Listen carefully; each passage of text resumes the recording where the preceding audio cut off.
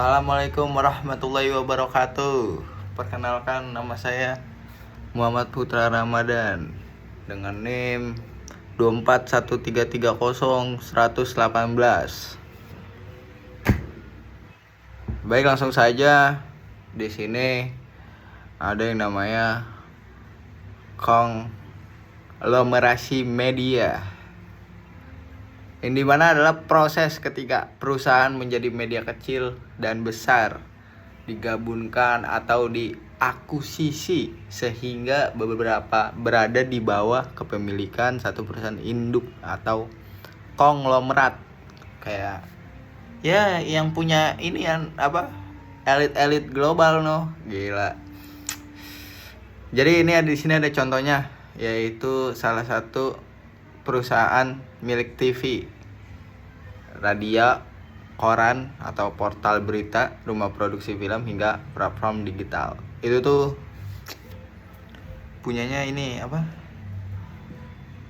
elit-elit global gitu kan. Gila. Terus ini ada dampaknya dari konglomerasi gitu kan.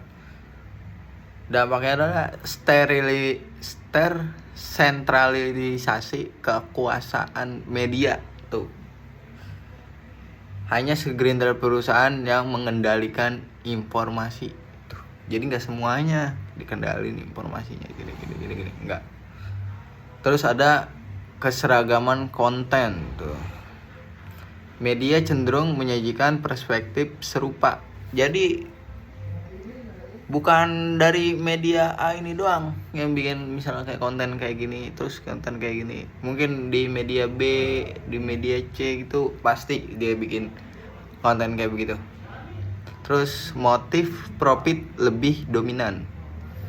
Apa sih itu? Itu dibanding fungsi sosial media. Terus yang kedua, lanjut nih, yang komodifikasi media. Apa sih komodifikasi media itu? Adalah proses mengubah sesuatu menjadi komoditas yang dapat dijual dengan mendapatkan keuntungan dalam media. Nah, di sini ada 3 media komodifikasi itu ada 3. Ada konten, audien, sama pekerja. Yang konten dulu nih. Yang konten tuh komodifikasi konten tuh di dalamnya itu ada, yaitu konten berita, hiburan, acara TV. Terus dibuat semata-mata untuk menarik audien, bukan untuk fungsi edukasi atau sosial. Jadi yang kayak konten ini nih, komodifikasi konten ini jadi lebih ke acara berita, hiburan atau acara-acara TV lah yang lebih lebih seru gitu kan. Terus komodifikasi audien, jelasannya nih, audien dianggap sebagai produk yang dijual kebanyakan pengiklan media penarik penonton untuk kemudian dijual sebagai jumlah perhatian kepada pengiklan. Terus ada pekerja media seperti jurnalis. Ini masuknya ke pekerja ya, komodifikasi pekerja. Itu jurnalis, wartawan tuh yang kerjanya langsung turun ke lapangan gitu. Jadi terus jurnalis juga itu kerjanya bukan cuman kayak ngeliput doang, dia juga bisa bikin artikel dan juga memposting gitu kan. Memposting konten tersebut gitu. Terus lanjut ada regulasi media. Yang dimana regulasi media ini adalah aturan atau kebijakan dari pemerintah atau lembaga independen untuk mengatur bagaimana media beroperasi. Jadi ya media beroperasi itu juga ada aturan-aturannya, ada kebijakannya, ada langkah-langkahnya gitu. Udah disusun secara rapi lah gitu kan. Terus ada tujuannya di sini. Tujuannya menjamin kebebasan pers sekaligus mencegah penyalahgunaan. 2. Membatasi monopoli termasuk konglomerasi. 3. Melindungi dari informasi palsu atau hoax. Kan banyak banget nih sekarang.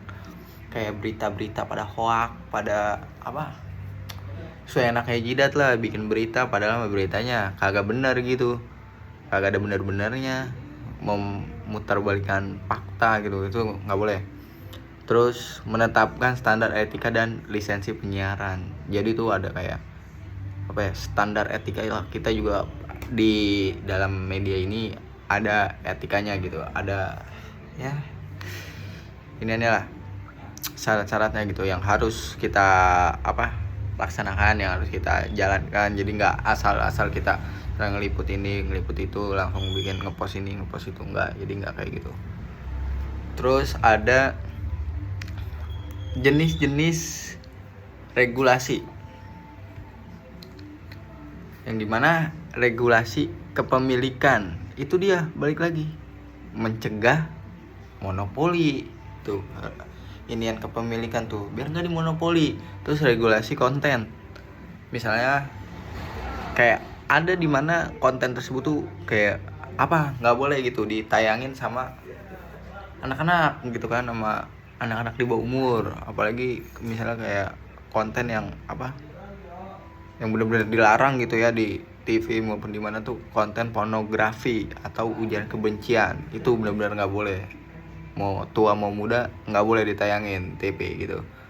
Terus regulasi ekonomi tuh, periklanan dan pajak. Kan kita kalau nonton TV biasanya suka ada iklan. Nah, itu dia yang dinamain regulasi ekonomi gitu. Terus regulasi teknologi, frekuensi dan digitalisasi. Jadi nih, hubungan ketiganya ini ya, dari konglomerasi, komodifikasi, regulasi itu terjadi jika regulasi longgar, perusahaan besar bebas menguasai banyak media. Itu yang konglomerasi. Yang komodifikasi meningkatkan dalam sistem kapasitas media, konten dibuat demi profit. Yang regulasi diperlukan untuk membatasi efek konglomerasi dan komodifikasi. Jadi ketiga item ini tuh saling membackup satu sama lain, dari yang konglomerasi, komodifikasi, dan regulasi. Jadi itu tuh sama-sama saling ada campur tangan ya. Jadi nggak bisa sendirian. Jadi semuanya tuh saling backup. Yang satu backup yang A, backup yang B, yang B backup yang C, yang C backup yang A B. Jadi gitu, semua di backup. Oke, cukup sekian dari saya, kurang lebih mohon maaf. Assalamualaikum warahmatullahi wabarakatuh.